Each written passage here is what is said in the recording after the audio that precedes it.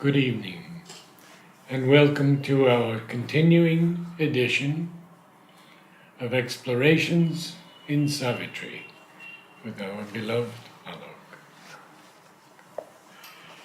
We are now on page 281, The Heavens of the Ideal, that's Canto 12, in Book 2, the Book of the Traveler of the Worlds. And you wanted to Yes, I do think, about a few lines before that little yeah, break. before the break. Yeah, good. Before the break. Okay. Because it connects with what follows. Mm. So these are words which have not yet felt our fall, meaning thereby that these higher states, eventually beings and energies, they came down and eventually entered the inconscient. So there are Godheads who have not experienced this fall. As we know, they were the second line. The original fall, four fell down into the creation. But subsequently, these gods have not experienced the fall. And it is, in one level, a privilege, at another level, a loss. Because by this loss, you gain something. So, for the gods to evolve, they have to take a human body, and which is very constricting for them. Happy the worlds that have not felt our fall, where will is one with truth and good with power. So, in our consciousness, it is, as we know, divided. Often people are good, but they don't have the will and they don't have the power to effectuate the goodness. So, they are good people, but they want somehow that the world should become good. But they don't have the power and the will to effectuate it. But in these worlds, knowledge is one with will. Of course, in the supramental world, it's one. What the vision sees, that the will creates. But in these worlds also, fairly high, nearing the overmind regions, yet not the division has taken place, which is the cause of the fall. And Mother says that the first sign of the Superman will be power. Yes, first sign of the Superman, because he has to safeguard. Impoverished not by earth mind's indigence, they keep God's natural breath of mightiness, his bare, spontaneous, swift intensities. They are such marvelous lines actually. You know, we human beings, always there is a dissociation between knowledge and action. First we have to laboriously think what to do. And then if we arrive at a conclusion that we should do like this, then we don't have the will. So we struggle all the time. But there is the spontaneity of the knowledge and the power to effectuate. There is no calculation, planning, and laborious thought process involved. So we have to move from the animal spontaneity to the divine spontaneity, but passing through a narrow phase of the humankind. Animal spontaneity is driven by the vital, and the God spontaneity by the intuition. But in between there is the mind, long and complicated passage. There is his great transparent mirror self, and there is sovereign autarky of bliss. So each being there is full of that ananda and the transparent mirror self. We don't have the transparent mirror, we have the distorted mirror, or the limited mirror, or the limiting mirror. The mind itself is a distorting mirror. So, unlike those higher states where there is no such distortion, the soul sees what it is creating. There is no disparity between them, in which immortal natures have their part, heirs and co-sharers of divinity. Now, this is interesting because what follows next is something very amazing. He, through the ideals, kingdoms moved at will. So now the first few lines are important because it gives a suggestion that those beings have not experienced this fall. But strangely, Ashupati, who is rising from the mud, has arrived in those kingdoms. We have these stories in the Puranas where through tapasya, people have risen to the great heavens. Now, the difference is, as we will see, that these beings are fixed in their types. But Ashupati will go further and into the beyond. So this is what that's the beauty of this whole process through which we pass. He, through the ideals, kingdoms, moved at will, accepted their beauty and their greatness bore, partook of the glories of their wonder fields, but passed nor stayed beneath their splendor's rule. So these are the great, we hear in Indian thought certain names of, Vaikuntha and Kailash, many such, Swarga, various kinds. Now, there is again, see an interesting difference. Traditionally, in yogas which go beyond, like they are nihilistic yogas, you don't accept all these powers and splendors. But Ashupati accepts them and then goes beyond them. So Sri Aurobindo writes about the siddhis, and there is also a very nice aphorism where he says, great saints have performed miracles, greater saints have railed over them. But the greatest of them have both performed and railed over. So he speaks of siddhis and says that generally it is considered as distraction on the path of typical Vedantin yoga, it's considered a distraction. But Ashupati has to work out a possibility in the world. So every power that comes from every side, he accepts. But he does not limit himself. It's a new approach altogether. All there was an intense but partial light. That's why he has to move further. This is not yet the total vision. In each a seraph-winged, high-browed idea, united all knowledge by one master thought, persuaded all action to one golden sense, all powers subjected to a single power, and made a world where it could reign alone, an absolute ideal's perfect home. So each of these gods have a whole empire. So there is a God of truth, God of justice, God of mercy, God of love, God of wisdom, and each one has their own empire. And they deal with whole creation based on that. Actually, if you read the 4 aspects of the mother, we'll see it. All of them have a different approach. So when it comes to Imperial Maheshwari, she is seated in the calm above the thinking mind. So all her actions are flowing from that wisdom and calm.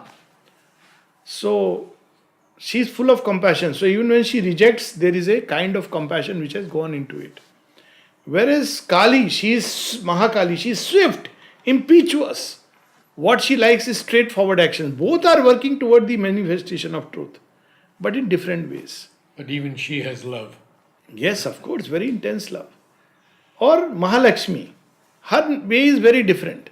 She will just try to create beauty and harmony, and when she finds she is, the human heart is full of hatred and jealousies, it just withdraws and waits for the poison stuff to be thrown. And Mahasaraswati, she'll work into all the details. So all of them are working on the whole creation, but each in her own way.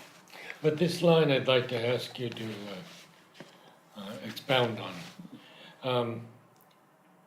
United all knowledge by one master thought. Yes. So let's take, for example, a child of Kali. That you will see here, it explains many things here.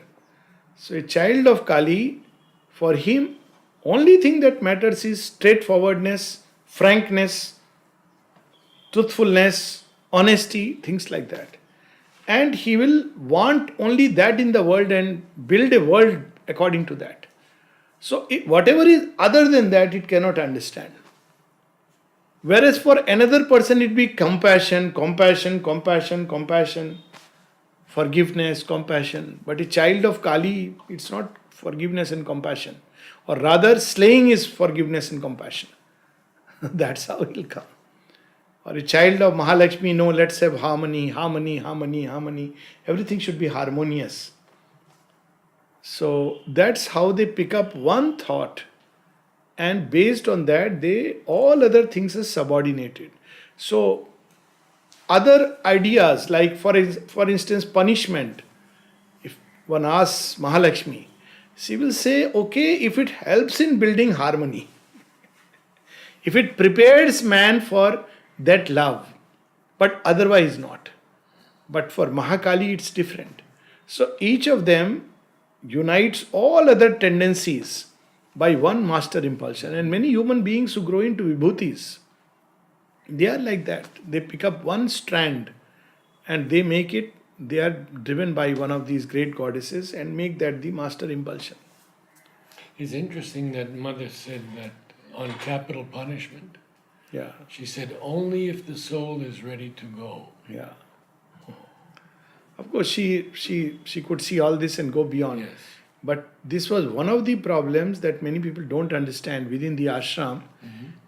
At least I know some of the people who very clearly represented one clear line of advance and the another line of advance.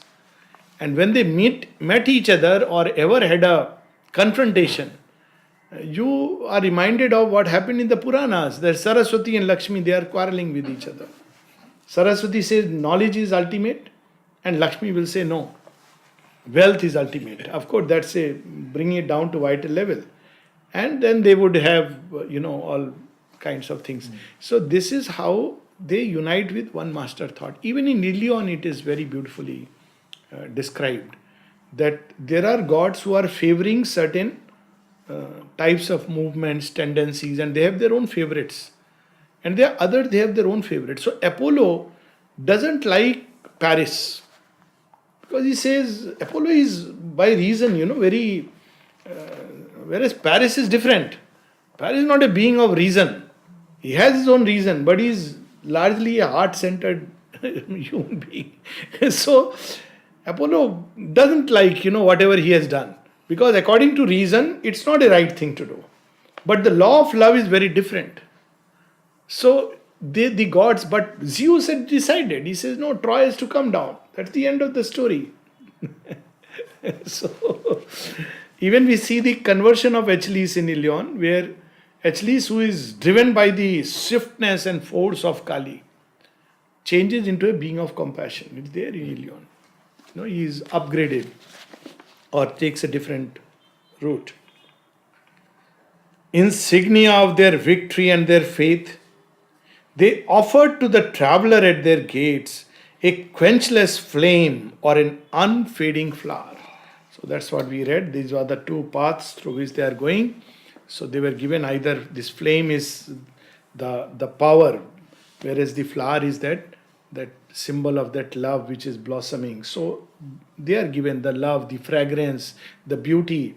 So either of it they gave to the traveler, whichever route he had come from, through which he had come. They offered to the traveler at their gates a quenchless flame or an unfading flower, emblem of a high kingdom's privilege. So when these beings are offered, these human beings who travel and reach these states, or by rare grace, so these are the vibhuti, they become vibhutis. So it's given to them and it remains with them. They will accomplish things because that power of that Godhead stands behind them. Look at Shivaji. It is said that Shivaji was given now insignia. Now this is like Shivaji was given the sword of Bhavani. Now this is a quenchless flame that was lit in him for freedom overthrowing the Mughal Empire.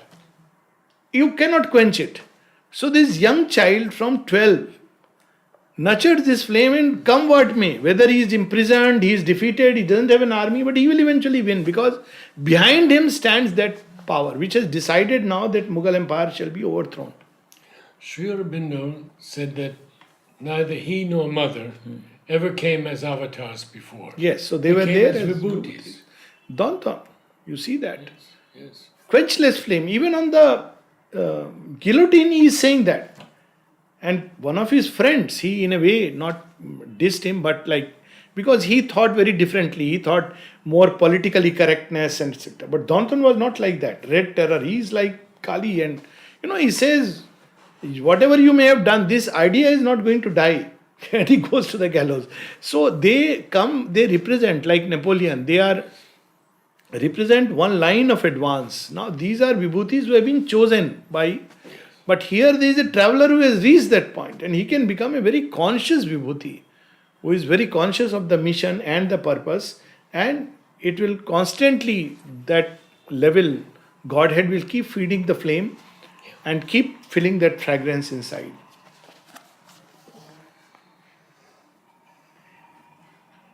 A glorious, shining angel of the way, presented to the seeking of the soul the sweetness and the might of an idea. So the flame and the rose, the sweetness and the might of an idea.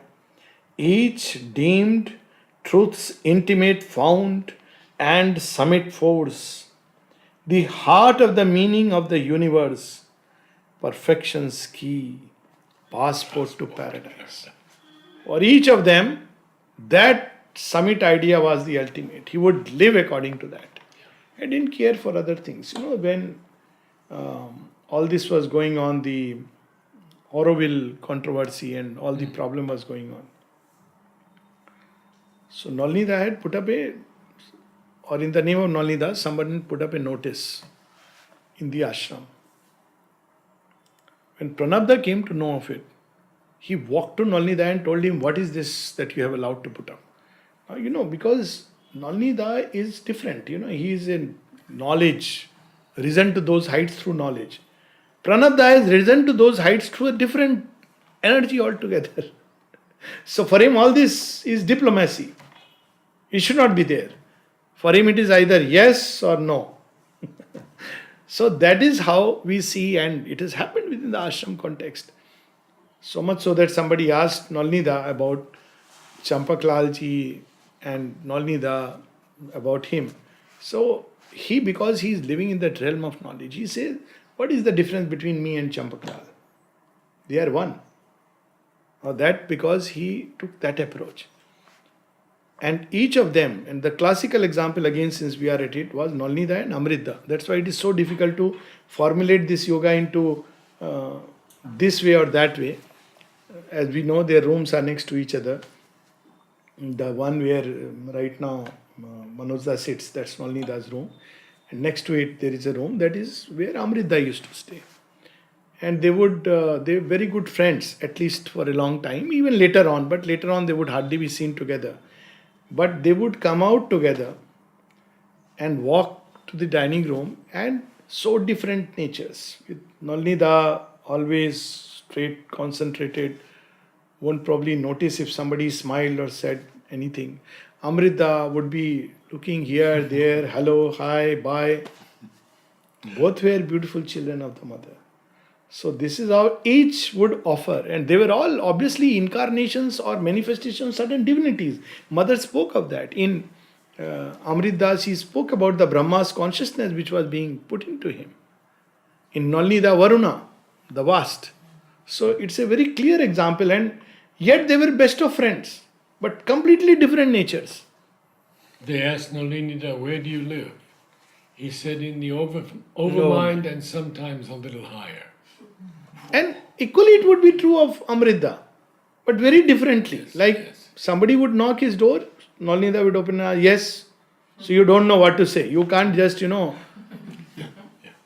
can't just casually go and, And if you don't know what to say, then door will be closed.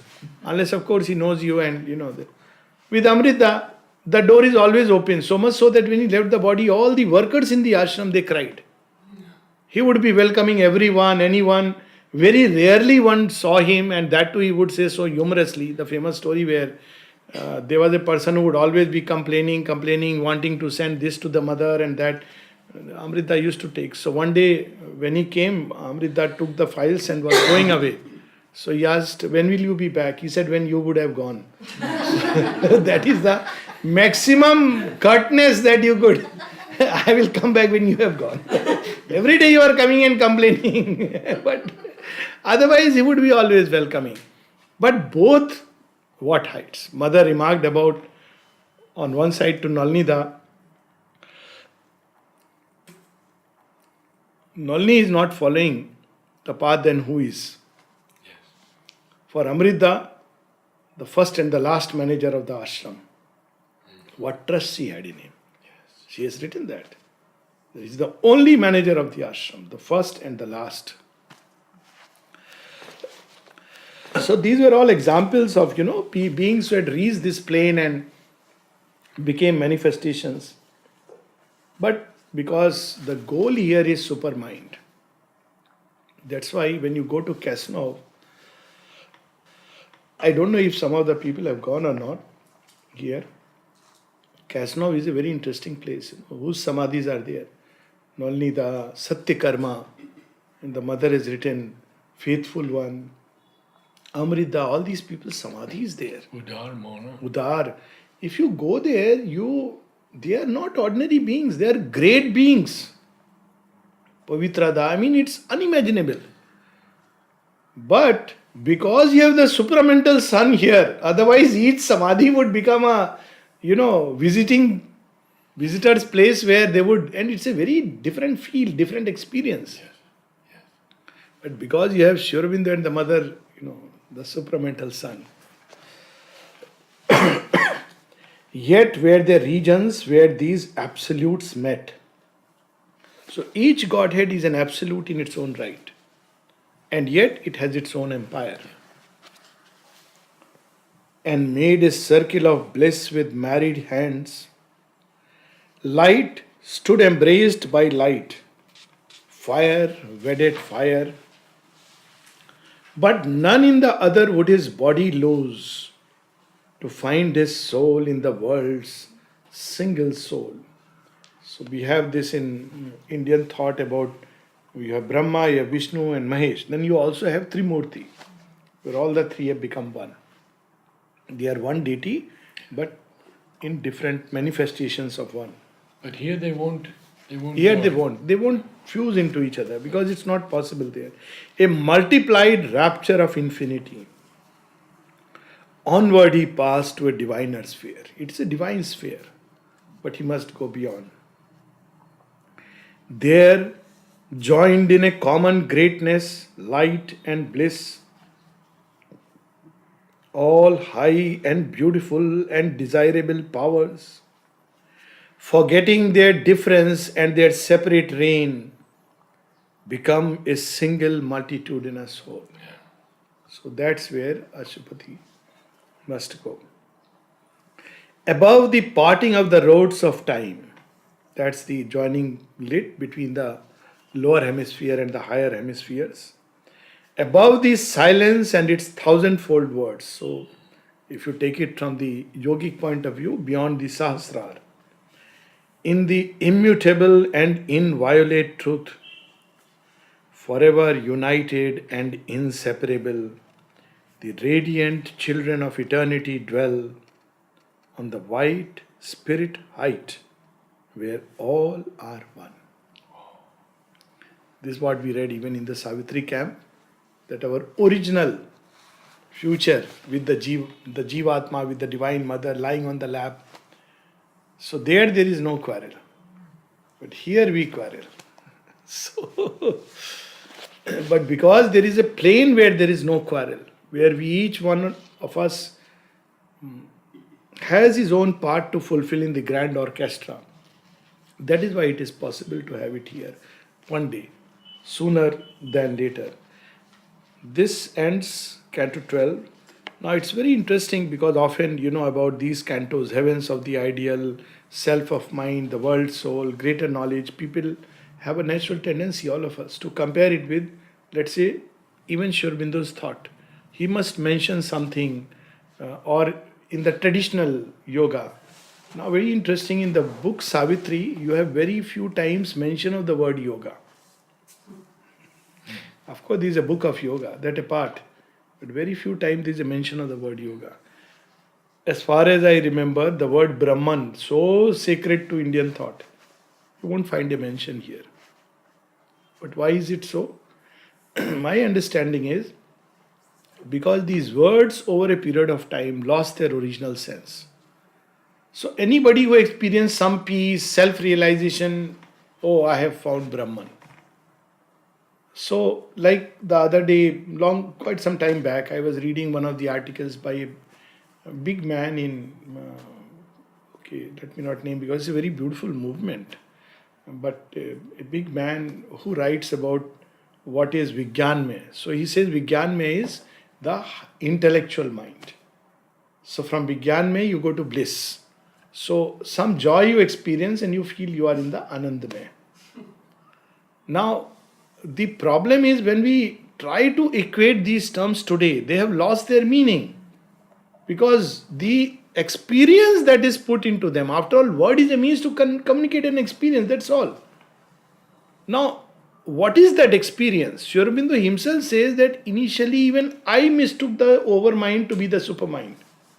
And Mother says this, it is so dazzling that it's easy for anyone to believe that it is not the ultimate truth, because we have seen, absolutes, each power. So that is why he has kept away these terms and he is giving us the experience. Now, when you have the experience, you understand it is not necessary. Yes. The soul is not keen to know anybody. Like when Mother was asked, how do I know that I have found my soul? She'll say, as long as you have the question, you have not found it. When you find it, you don't get a light flashing, oh, this is my soul. It's not like beep, now you got it. You got it, but it's not like a word which comes to you. It's not like a definition that comes to you. So it is a state in which you know you are immortal. You can get your past lives. You know that there is a spontaneous knowledge. There is peace and joy. There is a spontaneous turning of everything to the divine. That is the state in which the soul is. Now it's not like there will be suddenly a, word. Similarly, they'll not like somebody will say, okay, now you are in overmind. A God will appear and say, now you are in overmind. Very soon you will enter into supermind. So that's why we see that very beautifully. He uses these words very rarely.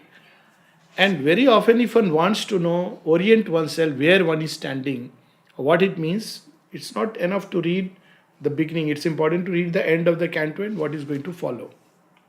So there we'll see a clue. So this canto 13 in the self of mind. Now how it has been, I have understood it. Canto, because they go in 3 packs. Now you have canto 13, 14 and 15. So 13 is one route one takes and one discovers the vast impersonality which can be taken for the self or a Brahman experience, but it is still a reflection of that state in the mental realm. One is not out of the mind. One is still in the mind, but experiences that state of utter stillness. That's why there are 2 different experiences being described. Whereas in the world soul, it is the cosmic consciousness all embracing. It is the universal divine, very clearly as you read through the experience, which is again the overmind consciousness. But the 2 are dissociated there. On one side, the formless, on the other side, there is the form. So at that plane, in classical Indian literature, it is Nirgun and Sagun Brahman. It is also called as Brahman. But all the great yogis knew that one has to go beyond. There is still a very thin veil of division depending on the angle of approach. So I take it like this, that Sri Aurobindo approached it through this angle, which is there in his own. So he goes into the self of mind and discovers the other side of the reality.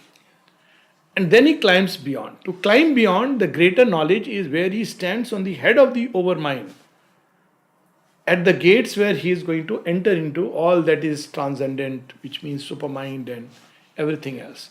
So this is how I understand these 3 cantos which go together. It's not like now next level is in the self of mind. No. You have reached the apex of the mind.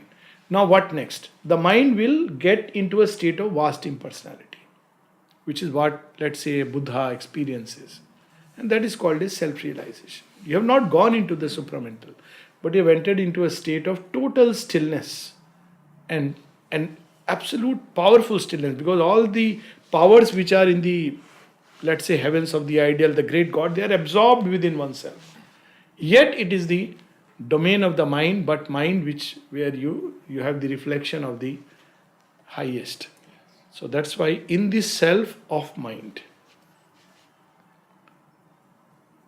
at last there came a bare indifferent sky. So again we see it's a state of consciousness which is being described, where silence listened to the cosmic voice, but answered nothing to a million calls. The soul's endless question met with no response. It's that yogis experience this state.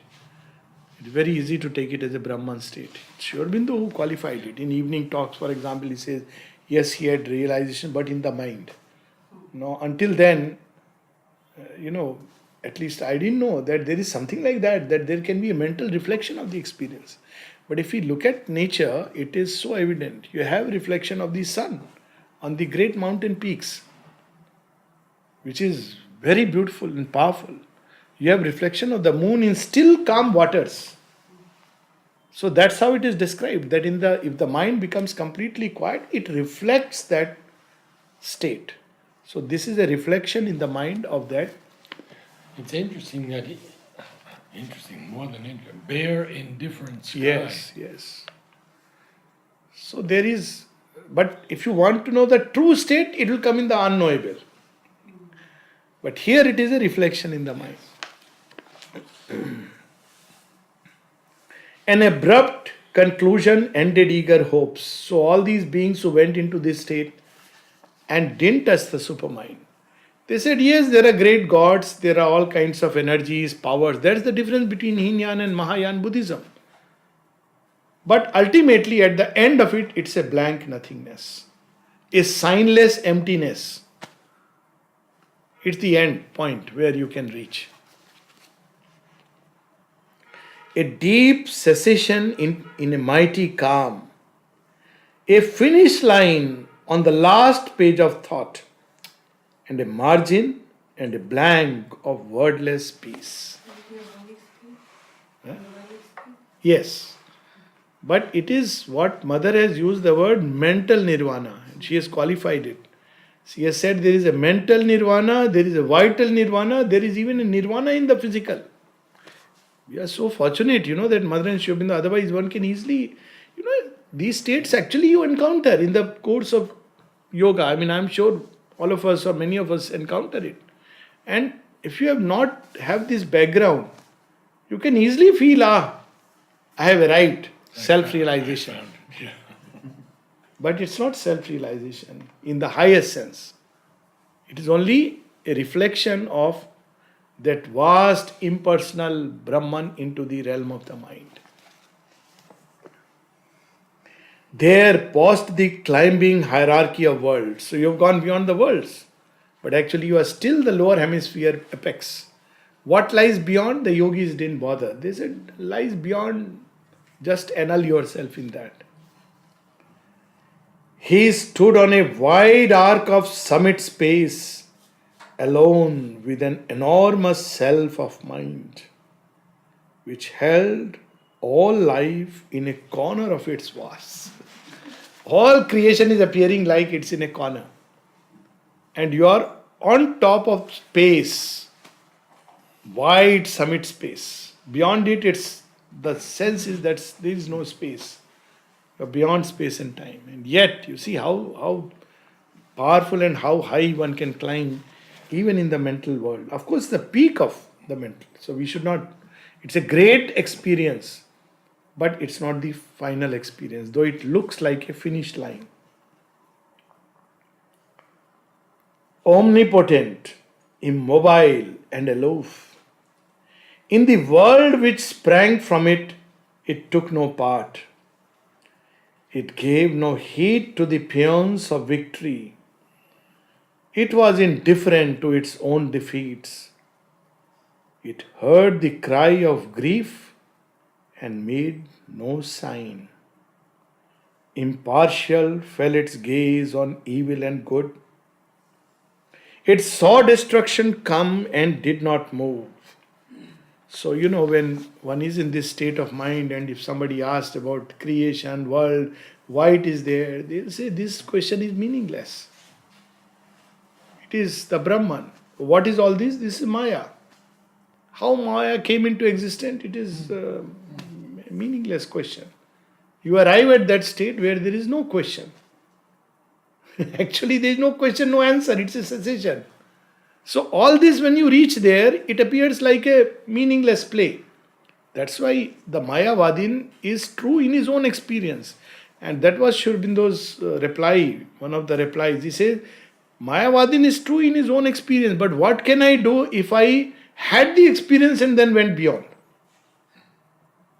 So he says that I have to be true to the experience that I have had. Because that was his quest. But if the quest is only to escape, that's good enough. You eventually realize, yes, there is a state in which all this ceases. It appears like a toy game which is happening. Why are you concerned about what's happening there and why it came? You are out of it. And you can help others come out of it. That's the end of the story. He even expresses in one letter to, I'll use the word disciple, who is positing his own view of the yoga. And Sri Aurobindo says, this is totally against my experience. Yes, I'm aware. So, it's a state through which one passes. And one should know it's a state. That's it, not the end of the journey. An equal cause of things, a lonely seer, and master of its multitude of forms. It acted not but bore all thoughts and deeds. The witness lord of nature's myriad acts, consenting to the movements of her force. His mind reflected this vast quietism. So the mind becomes quiet and it gives equal assent to good and bad. It's beyond good and evil. But it has not solved the mystery. It has just gone beyond good and evil. And in that state it reposes. It doesn't matter. There are yogins like that. And it doesn't concern them. They don't judge anything. They are sarva sakshi, witness self.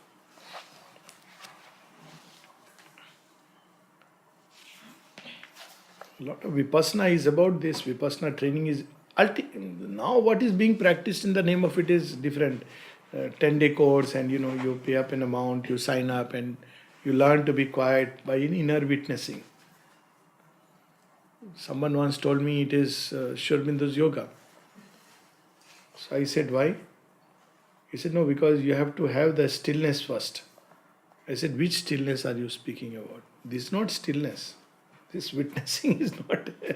It will help to make the being calmer and quieter. These are the limits. And it helps in health.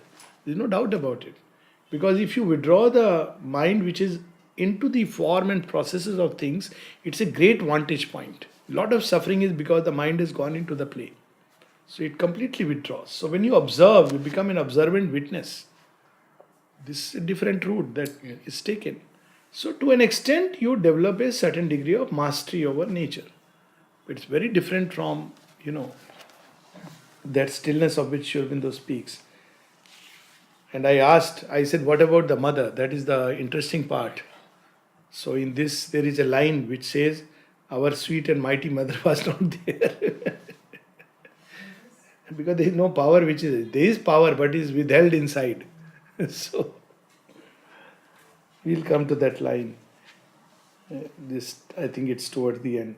This witness hush is the thinker's secret base. Hidden in silent depths, the word is formed. From hidden silences, the act is born.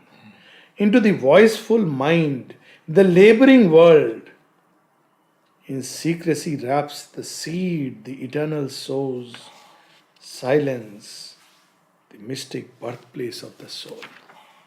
So it has all emerged from silence, gone into the play, and it will come back into the silence.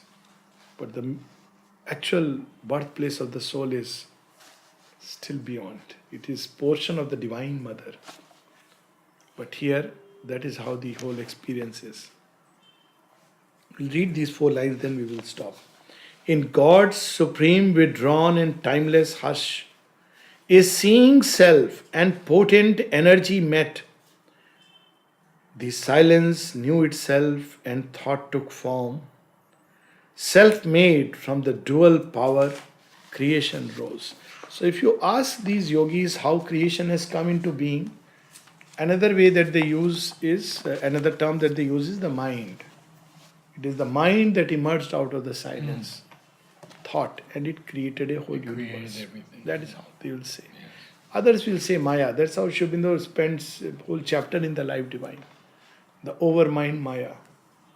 So, this is where we'll stop.